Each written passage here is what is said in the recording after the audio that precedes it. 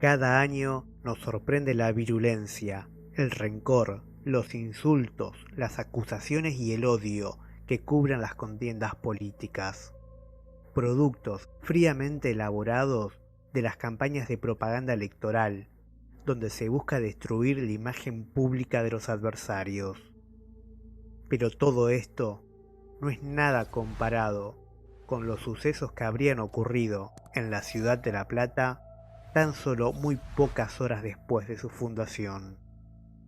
Porque este fue el origen de toda una maldición con fines electoralistas que aún perduraría en el tiempo.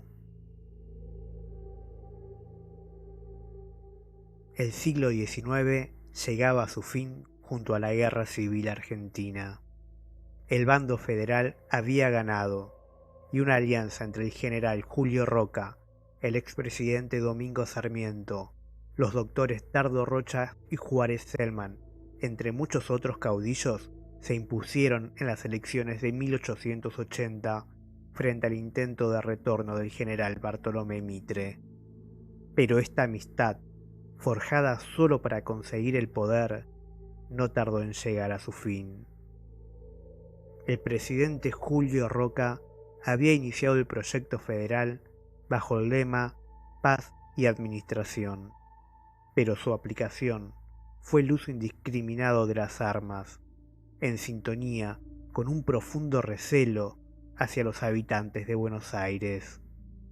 Él estaba convencido de que un complot se alzaba en su contra, como ya lo había intentado a fuego y sangre el ex gobernador Carlos Tejedor. Y por eso mismo no tardó en comenzar a desconfiar una y otra vez de su aliado, su amigo y por entonces gobernador bonaerense, el doctor Dardo Rocha. Este no solo era alguien que manifestaba su deseo de convertirse en presidente, también era un porteño, un bonaerense que provenía de una familia histórica y encima era un influyente y muy enigmático miembro de la masonería local.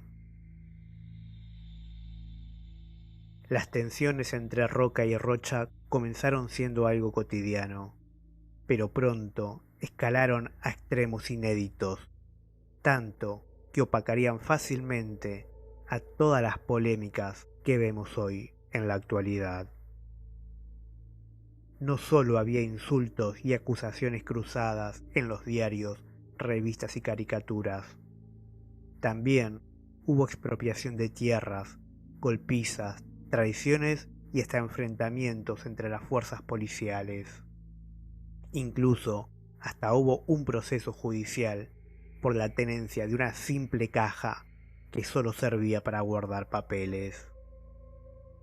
Pese a la encarnizada rivalidad, el doctor Dardo Rocha eligió al presidente Julio Argentino Roca para que sea el padrino de la ciudad de La Plata, la cual se fundaría el 19 de noviembre de 1882, justo para el cumpleaños de su hijo Melchor Ponciano. Pero cuando ya estaba todo preparado, el mandatario nacional se ausentó sin dar ninguna explicación. Más aún, aquella tarde se ausentaron el vicepresidente y casi todos los miembros del gabinete. Para empeorar las cosas, ese día hizo un asfixiante calor que arruinó gran parte de los alimentos e hizo escasear el agua. Un combo de sucesos que luego serían retratados con total cinismo por la prensa roquista. Aún así, el doctor Dardo Rocha no solo fundó la ciudad de La Plata, sino que además dejó un memorable discurso para sepultar los odios y los rencores bajo la piedra fundacional. Pero algo más pasó, algo impensado hasta ese momento, y que hasta el día de hoy está en la boca de cada gobernador bonaerense. Aquella noche del 19 de noviembre de 1882 Poco tiempo después de que se retiraran las caravanas, habrían aparecido entre las penumbras de la noche un reducido grupo de personas, un grupo de bandidos y una bruja, la bruja de Tolosa.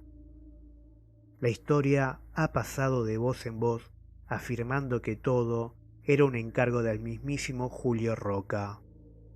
Otros afirman que era el descontento de los habitantes de dicho pueblo. Incluso, también hay quienes señalan a las oligarquías porteñas que no le perdonaban a Rocha la federalización de la ciudad de Buenos Aires. Pero más allá de las diferencias, todas las versiones convergen en que esa noche comenzó una segunda historia.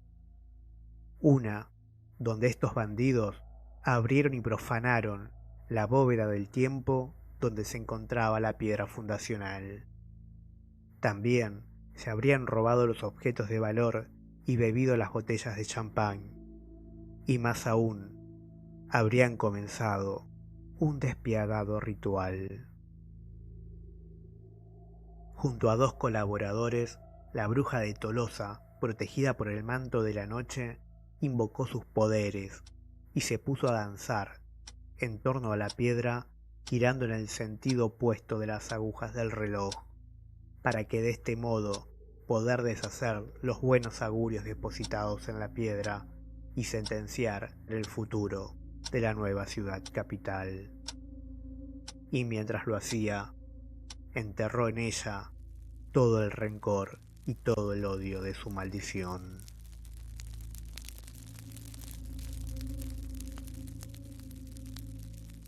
Nosotros, hombres y mujeres de bien, invocamos todas las fuerzas malignas de la tierra y el cielo, convocamos los espíritus del mal y les pedimos, les ordenamos que se queden para siempre en este lugar, por los siglos de los siglos, y en este sitio nadie viva en paz y prosperidad si naciera una ciudad. Malditos sus habitantes, malditos sus hijos que nazcan en ellas, malditos los jóvenes y malditos todos los que la amen y la defiendan.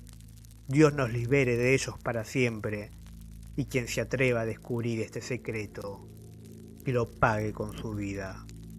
Amén.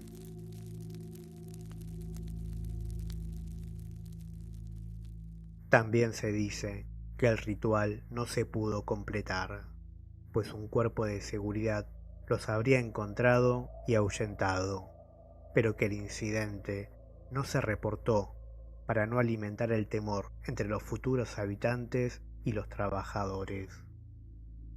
Durante los años siguientes, la nueva capital tuvo que afrontar muchos desafíos, incluso la falta de habitantes permanentes, pero aún así prosperó, aunque algo como una blasfema sensación habría quedado flotando en el aire y en el sentir colectivo, una posible maldición. A los pocos meses, en abril de 1883, falleció repentinamente el hijo del gobernador, Ponciano Melchor Dardo Rocha, de tan solo 7 años. En su honor se construyó la actual Basílica San Ponciano. Desde entonces, jamás un gobernador bonaerense pudo llegar a la presidencia de la nación. Lo intentaron Dardo Rocha, Daniel Scioli, Bernardo de Irigoyen, Honorio Pueyrredón, Óscar Allende y muchos otros más. Algunos la llaman la maldición de Alsina, otros la maldición de la bruja de Tolosa. Unos creen que es verdad, otros que no. Pero sí hay dos hechos que aún son ciertos. Pasaron 140 años y jamás un gobernador bonaerense pudo ser electo presidente. Y más aún, el único paradigmático y aún cuestionable caso que rompió esta regla fue el ascenso del doctor Eduardo Duhalde. Una historia que comenzó en junio de 1999, cuando se realizó un contrahechizo en la Plaza Moreno con la presencia de un brujo y 200 personas. Ese año, el gobernador Eduardo Duhalde perdió las elecciones presidenciales contra Fernando de la Rúa. Pero 2 años más tarde, en plena crisis económica y social, con un Estado federal casi acéfalo, el Congreso de la Nación lo nombró presidente provisional. Para algunos, es la prueba de que el hechizo se rompió. Para otros, es la prueba de que jamás existió. Y unos terceros creen que Duhalde solo entró por la puerta de atrás. Sea o no verdad esta leyenda urbana, lo que no se puede negar es que esta historia aún sigue vigente en muchos corazones, y principalmente en los discursos de los actuales políticos bonaerenses, cuando comienzan las campañas electorales. Si el video te gustó, podés darle me gusta y suscribirte al canal. También podés dejar tu comentario sobre lo que pensás de esta maldición o sobre cualquier otro tema que te gustaría que sea abordado.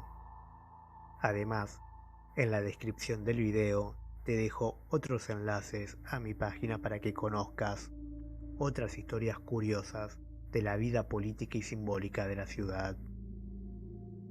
Desde ya, muchas gracias por llegar hasta aquí. Hasta la próxima.